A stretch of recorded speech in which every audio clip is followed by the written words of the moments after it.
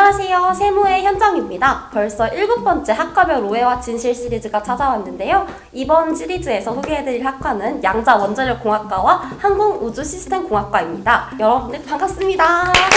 각 학과별로 두 분씩을 모셔봤는데 각 학생별로 자기소개 한 번씩 부탁드릴게요. 안녕하세요. 저는 양자원자력공학과 18학번 최종환입니다. 안녕하세요. 저는 세종대학교 양자원자력공학과 21학번 김유진, 그리고 제11대 양자원자력공학과 학생회장을 맡고 있습니다. 안녕하세요. 저는 항공시스템공학과 10대 학생회장을 맡고 있는 21학번 정보정이라고 합니다. 저는 항공시스템공학과 20학번 김찬이라고 합니다. 항공시스템공학과나 원자력공학과라고 하면 뭔가 어렴풋이 느낌은 들어도 어떤 학과인지 잘 모르시는 분들이 계실 것 같아요. 그래서 각 학과가 어떤 학과인지 직접 학생분들이 소개를 해주시는 시간을 가져보도록 하겠습니다. 저희 원자력공학과는 이제 원자력은 원자핵 내부에서 일어나는 핵 반응에 대해서 에너지를 만드는데 이 에너지에 대해서 배우는 학과인데요. 이제 원자력은 크게 세 가지로 나뉘거든요. 핵분열, 그 다음에 방사선, 핵융합. 네, 저희 과는 핵분열이랑 관련된 원자력 발전소에 대해서 자세하게 배우는 학과이고, 저희가 이제 장점이 한 가지 있다면 저희 학과 교수님들이 실제로 현장에서 그리고 연구계에서 일하시는 분들을 직접 모셔와서 현장 그리고 실무적인 경험들을 많이 배울 수 있는 게 저희 세종대학교 양자원자력공학과의 장점 중에 하나입니다. 저희 항공시스템공학과는 딱 처음 들었을 때 어떤 학과인지는 잘 모르겠지만 일단 가장 큰 핵심은 저희는 공군 전투기 조종사를 키우는 학과입니다. 저희 학과 커리큘럼에서도 이제 비행 시뮬레이터를 타면서 조종을 실제로 해보고 또 서산 가서 실제로 또 해보고 그렇게 해서 4년을 지난 후에 군대에 들어갑니다. 군대에 들어가면 초등, 중등, 고등 과정을 후에 통과가 되면은 이제 기성 조종사로 활동을 하게 됩니다. 그러면 이제 졸업을 하시고 네. 군대에 가신다고 생각하면 될까요? 네, 맞아요. 그럼 혹시 서로가 서로의 학과를 처음 들었을 때 어떤 인식을 가지셨는지? 저는 평소에 항공시스템공학과라고 하면은 남자분들이 상당히 많은 걸로 알고 있어요. 이런 질문 좀 실례가 될 수도 있지만 혹시 저도 이제 군대를 다녀온 입장으로서 혹시 군기 같은 게 혹시 조금 있는지 궁금합니다. 아무래도 저희가 이제 군기가 좀 되게 빡세다는 얘기가 되게 많이 들어요. 뭐 가끔씩 들어보면은 뭐만 하면은 얘네들은 뭐 어디 집합해가지고 들어간다 막 이런 말들이 있는데 사실 그렇게까지는 아니고요. 공군 조종 장교를 양성하는 학과다 보니까 군기가 없을래 없을 수가 없는 게 맞는 거고, 의무 복무가 13년이 되거든요. 군대 입대를 해서 조종 장교로 13년을 근무를 해야 되는데 그 기간 동안 어차피 계속 가야 되는 선배, 동기, 후배들이기 때문에 어느 정도 선은 지키면서 또 풀어줄 건 풀어주면서 하는 학과입니다. 하나 더 질문 드려도 될까요? 혹시? 저희 학교에는 항공하고 관련된 과가 두 개가 있잖아요. 항공시스템공학과, 기계공학부에 속해 있는 항공우주공학과가 있는데 이름만 들었을 때는 그 두 개 과의 차이를 알기가 쉽지가 않거든요. 모르는 사람 입장에서는. 그 차이점을 알려주실 수 있는지. 네. 저희는 공군 조종 장교를 양성하는 데 목적이 맞춰져 있는 학과라서 저희는 조종을 좀 중점적으로 하고 거기는 기계적인 항공시스템공학과 분들께서는 원자력공학과를 봤을 때 어떤 생각을 먼저 가지셨나요? 제가 아까 전에 답변할 때도 다른 학과를 전혀 몰랐다고 네네. 말씀했는데 그냥 양자원자력이라고 하길래 그냥 좀 원자 관련된 거 하나? 이 정도? 약간 저도 처음에 봤을 때 원자력 이런 거 하니까 물리, 화학 이런 쪽이랑 비슷한 건가? 라고 생각을 했었거든요. 혹시 좀 다른가요? 저희 원자력은 제 생각에는 물리랑 화학 그리고 컴퓨터, 기계 모든 걸 다 종합하는 학문이라고 생각합니다.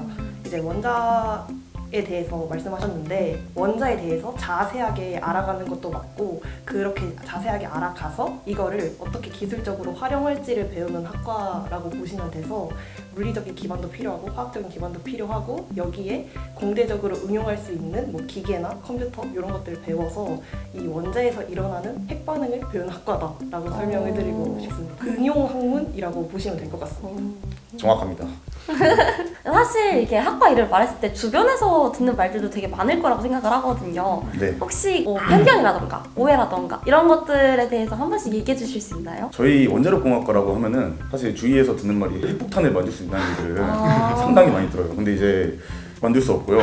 이제 추가로 또 설명을 드리면은 이제 발전소에서 사용하는 핵 연료라고 있는데 핵 연료의 농축도가 5% 미만이에요. 근데 이제 실제로 핵폭탄에 사용하는 우라늄의 농축도는 90% 이상이 돼야지만 이제 폭탄을 만들 수 있기 때문에 사실 핵폭탄을 만드는 건 불가능에 가깝다고 할 수 있고, 그리고 이제 또 많이 물어보시는 게 원자력공학과랑 에너지공학과랑 뭐가 차이가 있는지, 그 에너지를 다루는 건 똑같은 학문 아니냐라고 말씀하실 수 있는데 이제 에너지공학과는 그 석탄이나 석유 같은 화석 연료나 풍력, 수력, 화력 같은 신재생 에너지를 주로 다루고요. 저희는 핵 에너지에 관련된 원자력을 주로 중점적으로 배운다고 생각하시면 되겠습니다. 그리고 어른들에게 듣는 질문이 하나 있는데 이제 여기 과를 졸업하고 나면 발전소 이제 한수원이라는 공기업이 있는데 그런 기업으로 취업하는 거 아니냐라는 말들을 이제 부모님 세대에게 많이 듣는데 저희 과를 졸업하게 되면 이렇게 한수원 같은 발전소도 가지만은 발전소뿐만 아니라 뭐 기계 관련된 한국전력기술 뭐 이런 데나 원자력 연구원도 많이 가고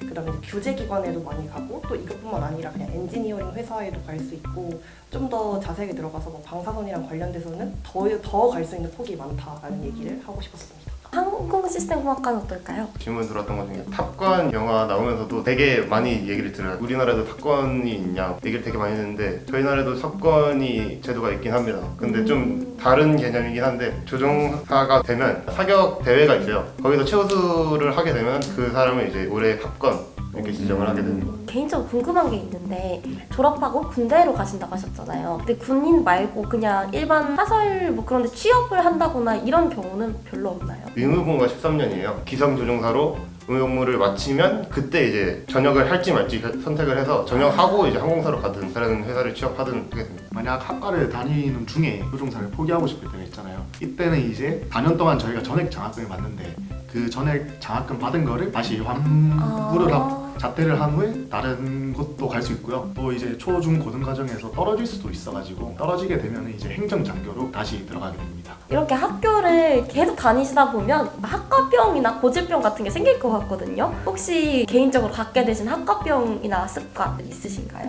저희는 학과 병이라고 하기도 좀 그렇지만 그 조종사에 대한 프라이드가 엄청나게 높아진 것 같아요. 저희 학과 들어오고. 약간 그걸 건드리면 아, 못 참지. 저희는 이제 정권에 따라서 좀 이제 좋았다가 안 좋았다가 그치. 해요. 제 예를 들면 이제 입학할 때 안 좋았다가 이제 다시 좋아지고 있는 그런 추세를 보이고 있어요. 그래서 이제 이와 관련해가지고 맨날 이제 네이버를 키면은 그 뉴스부터 들어가는 뭐 우리 과 관련해서 어떤 일이 있나 뭐 좋아졌나 안 좋아졌나 그런 거를 찾아보는 병이 약간 좀 생겼습니다. 대선 때마다 이제 약간 공약을 열심히 찾아보시겠네요. 그렇죠. 네. 네, 그럼 이제 마지막 여러분들께 한마디를 요청드리려고 합니다. 이제 내년에 신입생들도 들어올 거고 또 학과를 이제 진학하기 위해서 고민하고 있는 입시 수험생들이 있을 거 아니에요? 한마디씩 멘트 한 번씩 알려주시면 좋을 것 같습니다. 최근에 이제 후쿠시마 뭐 원전 사고 이런 거 관련해서 원자력이 위험하다고 생각하시는 분이 많아요. 근데 이제 원자력은 절대 위험한 학문이 아니고 안전하며 이제 미래가 유망하다고도 할 수 있고 이제 본인이 얼마나 하냐에 따라서 취업길이 엄청 다양해요. 본인이 열심히 하시는 만큼 좋은 결과 있을 거라고 생각합니다.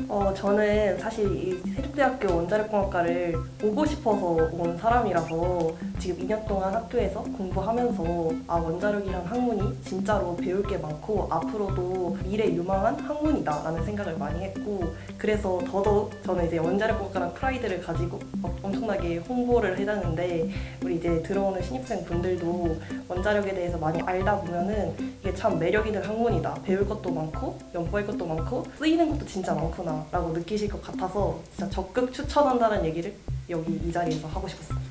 저희는 조종 장교를 양성하는 학과라서 좀 군사 훈련을 학기 중에 받냐고 이런 질문들이 되게 많아요. 저희는 4년 생활 중에 군사 훈련은 따로 없고요. 일반 대학생처럼 그냥 생활을 하실 수가 있어요. 그리고 4년 동안 전액 장학금이고 기숙사 같은 경우도 저희는 기숙사를 신청하면 무조건 돼요. 우선은 말이고 교환학생에 대한 가산점도 있어서 다른 과에 비해서 학점이 막 그렇게 높지 않아도 어느 정도 우선적으로 교환학생 선발이 되기도 합니다.